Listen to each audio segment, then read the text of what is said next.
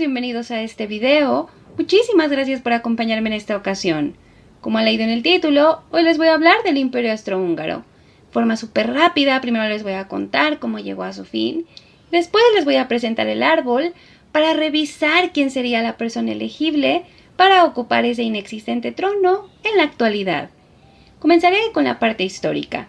Este imperio como tal se fundó en el año 1867, era gobernado por los Habsburgo, pero existe una historia de siglos detrás de este imperio. Ubiquémonos en el año 1804. Hasta entonces había existido el llamado Sacro Imperio Romano Germánico, el cual estaba conformado por una serie de territorios europeos y que en su mejor momento fue considerado el imperio más poderoso del mundo. Sin embargo, como todos, inició un lento proceso de declive y Napoleón aceleró la caída cuando venció a las tropas del Sacro Imperio en una serie de batallas, orillando al entonces emperador Francisco II a firmar humillantes tratados que volvieron su imperio completamente insostenible. Y todo eso empeoró cuando diferentes territorios que conformaban el imperio buscaron su independencia y la consiguieron. Pero aferrándose a su puesto, Francisco II, heredero en turno de los Habsburgo, declaró que sus propias tierras, de las que era gobernador, iban a estar conformadas en una nueva entidad llamada el Imperio Austriaco. Se dio asimismo una corona y el título hereditario de emperador. Poco después de ese anuncio, en agosto de 1806, abdicó como emperador del Sacro Imperio Romano Germánico y disolvió el Sacro Imperio Romano Germánico. Pero gracias al plan B que había puesto en marcha, el emperador Francisco II siguió siendo el emperador, aunque ahora era llamado Francisco I, y su imperio ahora se llamaba Imperio Austriaco.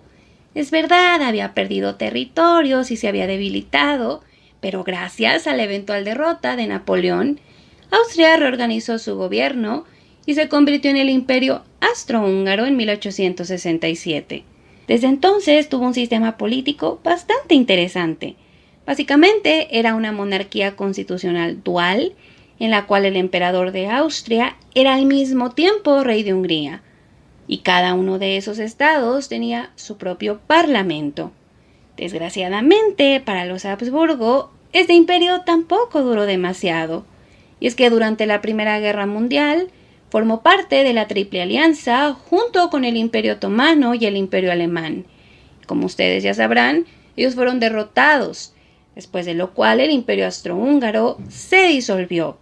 Austria y Hungría se separaron y partes del imperio se unieron a Italia, Rumania, Polonia y se crearon algunos nuevos estados.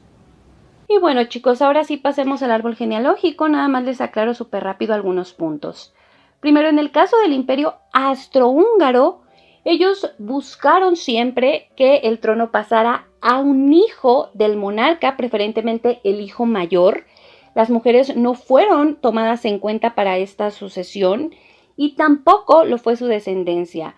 Eso es una situación curiosa, chicos, porque como ustedes ya sabrán, los Habsburgo practicaron mucho la endogamia. Ellos se casaban entre familiares, de hecho, muy cercanos, que es lo que al final provoca que se extinga la rama de los Habsburgo que estaban reinando en España, ya cuando se dieron esos matrimonios tan cerrados, que también pasó aquí, chicos. Pero ya con el tiempo, sobre todo al final, ya para el siglo XVII-XVIII, se fue un poco ampliando esta cuestión de los matrimonios. Así que al final, de alguna forma, pues sí, también los emperadores a veces también por madre eran descendientes de otros emperadores, o más bien casi siempre.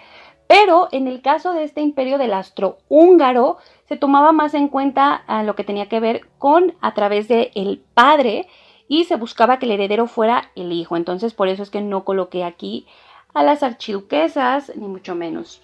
Otro detalle, chicos, que también les quiero aclarar es que en este caso yo ya les había platicado de este árbol en el video que les hice sobre México, porque está muy relacionado. Maximiliano, que fue el último emperador que ha tenido México, pertenecía precisamente a esta familia, así es que si ustedes ya lo vieron, tal vez les suene un poco repetitivo, chicos, se los aclaro súper rápido.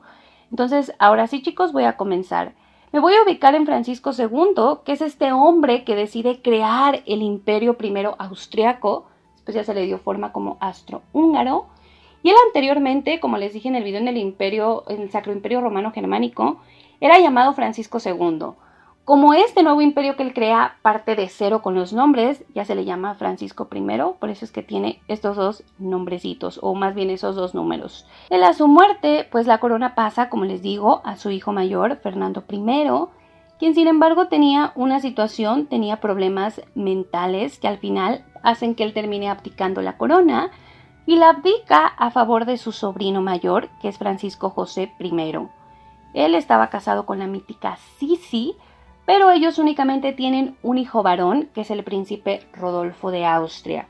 Este príncipe, chicos, para quienes no lo sepan, comete suicidio o aparente suicidio. Es una situación bastante extraña y bastante misteriosa, pero según la versión oficial, él se suicidó junto con su amante. No deja hijos varones legítimos, así que su muerte, además de ser una tragedia familiar, pues casi se vuelve una tragedia de sucesión, porque su padre no tiene otros hijos. Y aunque sí tuvo otros hermanos, pues también había situaciones por ahí bastante peculiares. Tenemos primero a Maximiliano, quien abdica sus derechos al trono austrohúngaro cuando acepta la corona de México, en donde termina siendo fusilado. Además, tampoco deja hijos legítimos. Otro caso peculiar fue el hermano menor, el archiduque Luis Víctor, quien nunca se casó. Él era abiertamente homosexual, de hecho estuvo involucrado en varios escándalos relacionados pues con esa situación, pero todavía queda un hermano que era precisamente el tercer hermano, el archiduque Carlos Luis, que él sí tiene descendencia. Aquí los tienen, él tuvo 3 hijos legítimos. El detalle está en que su hijo menor y su hijo mayor hacen matrimonios morganáticos que pues no fueron del agrado de Francisco José I, y aunque al final se los permitió, pues él los condicionó para que su descendencia no pudiera tener ningún reclamo sobre el imperio austrohúngaro. Así es que pues no se descartó totalmente. Y además, bueno, como ya sabrán, el archiduque Francisco Fernando fue asesinado. De hecho, fue uno de los detonantes de la Primera Guerra Mundial. Pero todavía nos queda el archiduque Otón, quien sí hizo un matrimonio adecuado. Tuvo su hijo, Carlos I de Austria, quien eventualmente heredó el imperio austrohúngaro, y de hecho él fue el último emperador que tuvo el imperio. A él le toca pues el proceso de la abdicación, irse al exilio y demás. Él también hizo un matrimonio adecuado con la princesa Zita, y ellos tienen un total de 4 hijos. Obviamente, a la muerte de Carlos I, su hijo mayor, el príncipe heredero Otón, quien fuera príncipe heredero, fue considerado el jefe de la casa Habsburgo-Lorena y el pretendiente al extinto ya trono del imperio austrohúngaro. En este caso, Otón estuvo muy involucrado en la política, en el nazismo inclusive. Él sí quería que el imperio austrohúngaro se restaurara, y toda su vida la hizo realmente en la política, pero pues nunca llegó a darse la restauración que lo hubiera querido. Él fallece en el año 2011, y su hijo, Carlos, es quien se convierte en el nuevo jefe de la casa Habsburgo-Lorena, en el pretendiente, por decirlo de alguna forma. Él tiene 60 años, también ha estado muy involucrado en la política, y tiene también su heredero, que es Fernando, que es un piloto de carreras, que creo que va a ser un jefe muy interesante para esa casa. Así es que pues aquí está, chicos, el futuro de la casa. Pero hay un detalle, chicos, respecto a que ellos pudieran reclamar el trono o no. A mediados del siglo XX, Austria les empieza a pedir a los descendientes de Carlos I que abandonen, o que legalmente ellos firmen un documento en el cual se comprometen a no hacer ningún tipo de reclamo sobre el imperio austrohúngaro, o sobre, digamos, en un caso hipotético. Esto para permitirles volver a ciertos territorios o recuperar algunas de sus cosas, algunas propiedades o algunas herencias. Entonces se acepta que Otón, quien fuera el heredero, firma ese documento. También lo hace el archiduque Roberto, lo cual pues descartaría su descendencia si es que realmente ellos firman ese acuerdo, que eso fue algo de conocimiento público, sabemos que lo hicieron. Pero en este caso, bueno, los otros 2 hijos, los 2 hijos menores, hay una duda de si lo hicieron o no. Aparentemente ellos no lo hicieron, aunque no sabemos si lo hicieron secreto o simplemente por alguna razón lo mantuvieron oculto.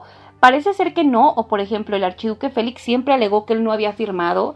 De hecho, él pasa parte de su vida en México, ahí nace su hijo, que es el archiduque Carlos Felipe, que como ya les había comentado en el video de México, pues para algunos es el pretendiente, en un caso muy loco y muy hipotético, al trono de México. Y pues también se puede considerar pretendiente al trono de Austria-Hungría porque en su caso pues su papá nunca hizo una renuncia. Sabemos que el hijo menor, que fue el archiduque Carlos Luis, tampoco hizo una renuncia. Así que pues estas son las dos posibilidades. Pero como les digo, chicos, también está el dilema de si tal vez ellos sí habían firmado. Me refiero a Félix y Carlos Luis, pero se mantuvo en secreto. O si, por ejemplo, Otón firmó, pero no aplica para toda su descendencia, aunque se dice que sí. Entonces, pues ahí está esa situación en la que ya se tendría que revisar este documento que se firmó, chicos. Pero pues no sé, ustedes denme su opinión, qué es lo que ustedes creen. Y pues ya saben, chicos, ese árbol yo se los voy a colocar en Instagram y en Facebook. Y pues eso es todo de mi parte. Yo espero que les haya gustado el video y muchas gracias.